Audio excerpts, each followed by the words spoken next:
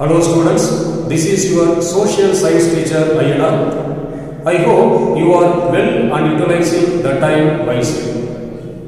Today you are going to learn about economics chapter 3, food security and nutrition.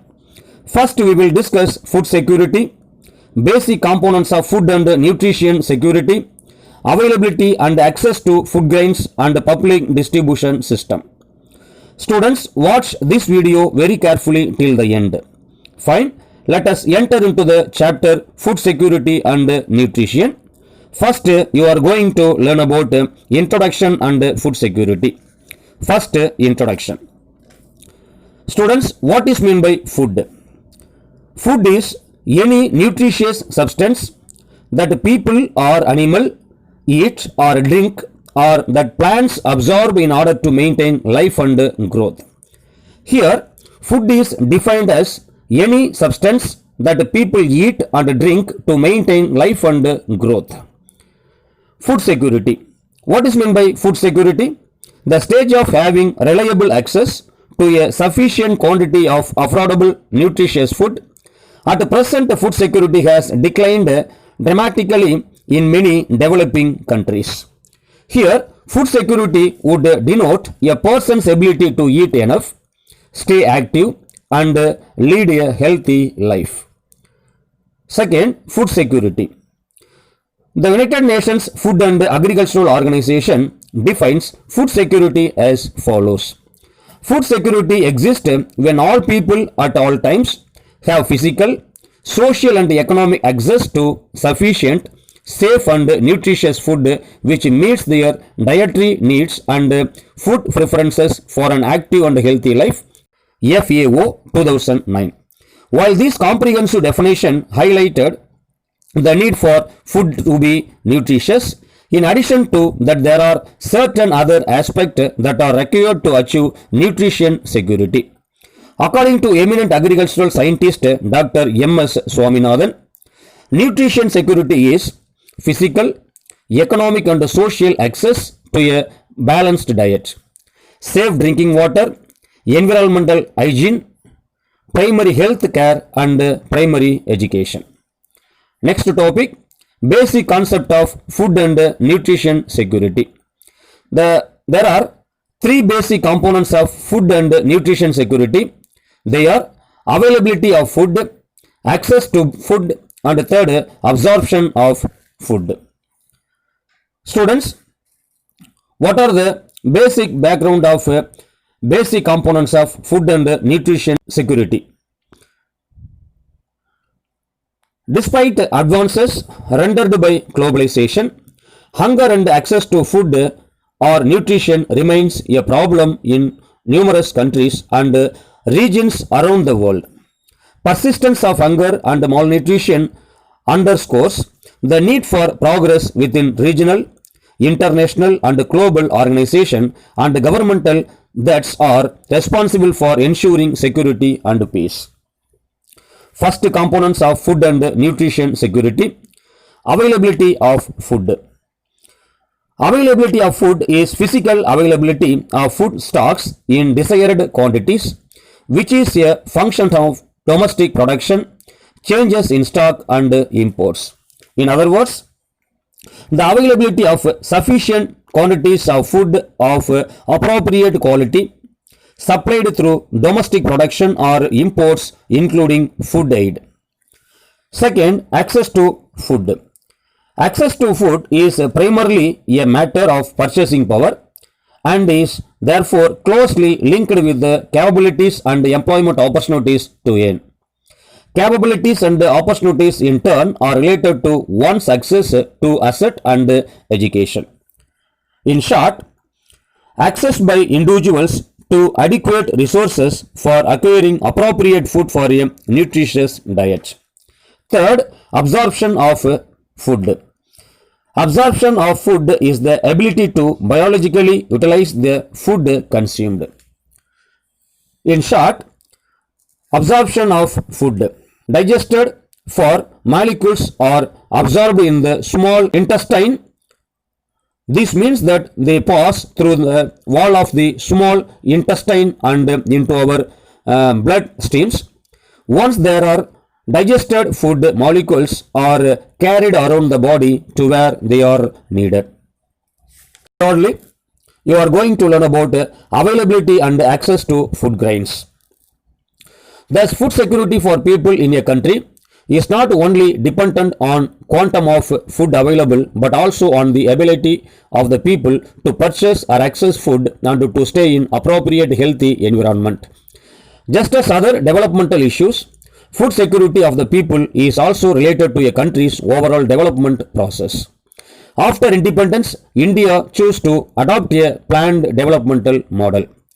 After an initial focus on agriculture, industrialization was given priority. The recurrent droughts experienced by India pushed her to be dependent on imports of food grains. However, the available foreign exchange reserves would not permit open market purchase and imports of grains. India had to bleed for food grains from richer countries at a concessional rate. United States of America extended assistance through its Public Law 480 or PL 480 scheme to India during early 1960. A growing country with a massive population was perceived to be a potential candidate for revolution. The American administration and philanthropic organizations like Ford Foundation formulated a plan to increase food production in the country by introducing high-yielding variety seeds of wheat and rice. Okay students, what is meant by high-yielding variety seeds? High-yielded variety seeds were developed by scientists to improve food supplies and reduce famine in developing countries like India. These high-yielding variety seeds or miracle seeds can produce up to 10 times more crops than regular seeds on the same area of land. How high-yielding variety seeds are made? The high-yielded variety seeds plants are generated by crossing such varieties of parent plants who have qualities like high seeds producing capacity, disease resistance, drought resistance, salt resistance and also resistance to water stress. Which crops are grown from high YV seeds, that is called high yielded variety seeds. Some of the plants grown from high yielding variety seeds are maize, wheat, rice. High yielded variety seeds are modern variety seeds and various new characteristics are found in these plants. Some plants grown from traditional seeds or wheat and maize. Here, this program was implemented in selected district where irrigation was assured. The results were promising and the program was extended to cover a large number of districts. Thus, Green Revolution was born in country, paving way for self-sufficiency in food grain production. Okay students, what is meant by Green Revolution?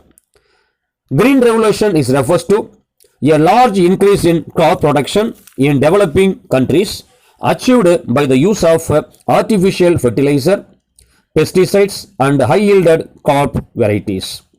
The Green Revolution in India refers to a period when Indian agriculture was converted into an industrial system due to the adoption of modern methods or technology such as the use of high-yielding variety seeds, tractors, irrigation facilities, pesticides and fertilizer.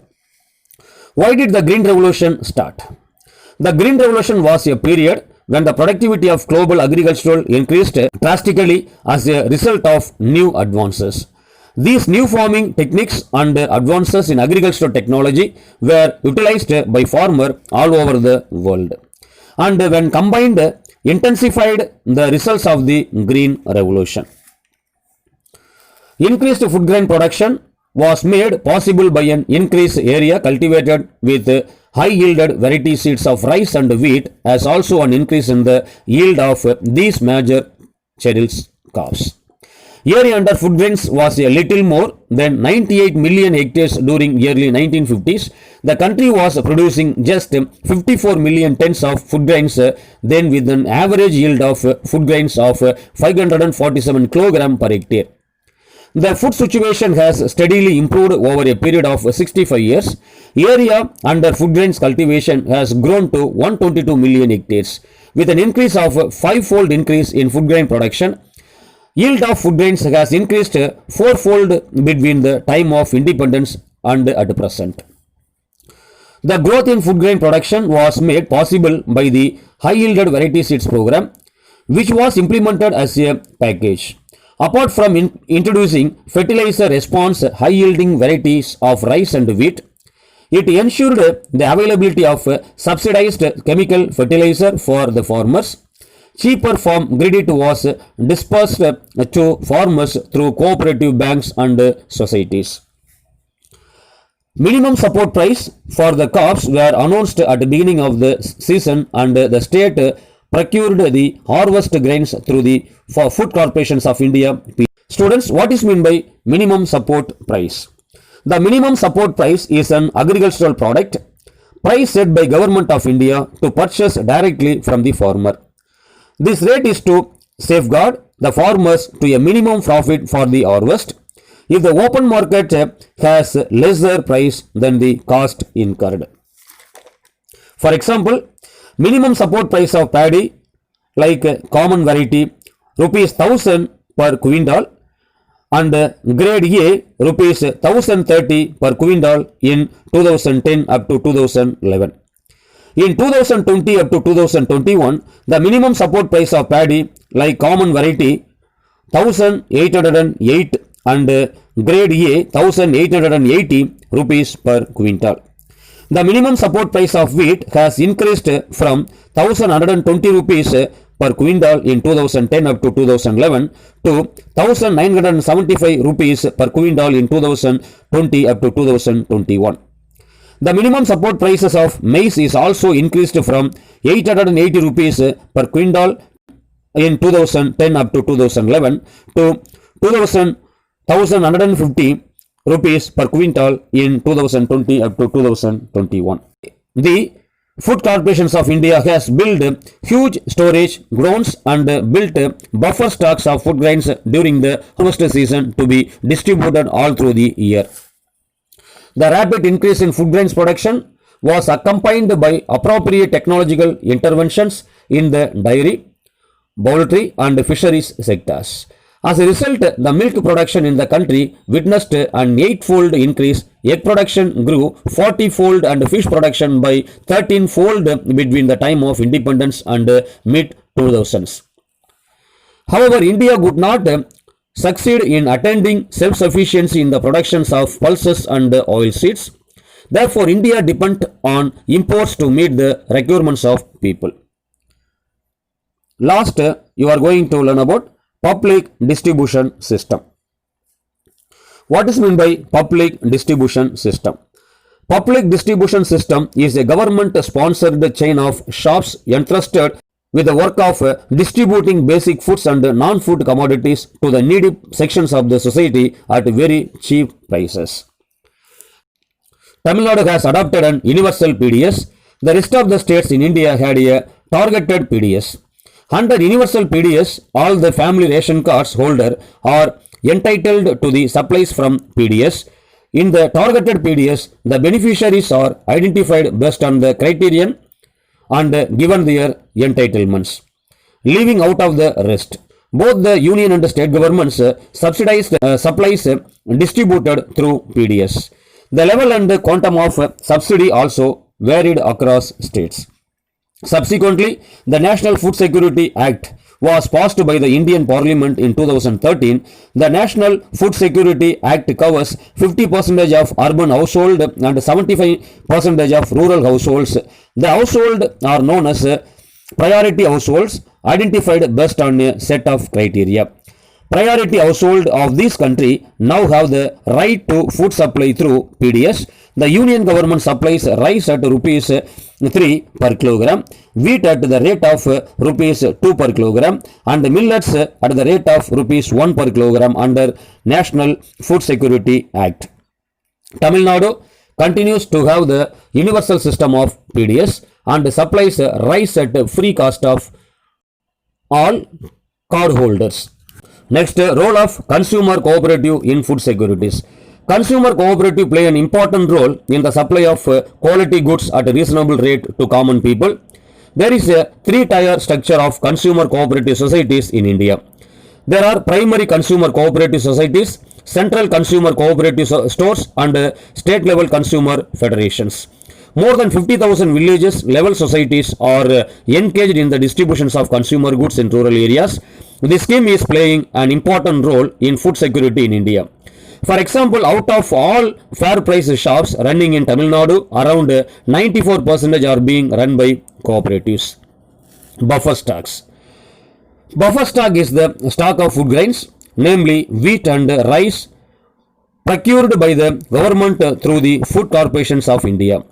The food corporations of India purchase wheat and rice from the farmers in states where there is a surplus production. The farmers are paid a pre-announced price for their crops. This price is called minimum support price. This minimum support price is declared by the government every year before the sowing season to provide incentives to farmers for raising the productions of these crops. The purchased food grains are stored in granaries. Buffer stock is done to distribute food grains in the deficit areas and among the poorer strata of the society at a price lower than the market price, also known as the issue price. This also helps resolve the problem of shortage of food during adverse weather conditions or during the period of calamity. That's all for today. We will continue in the next class.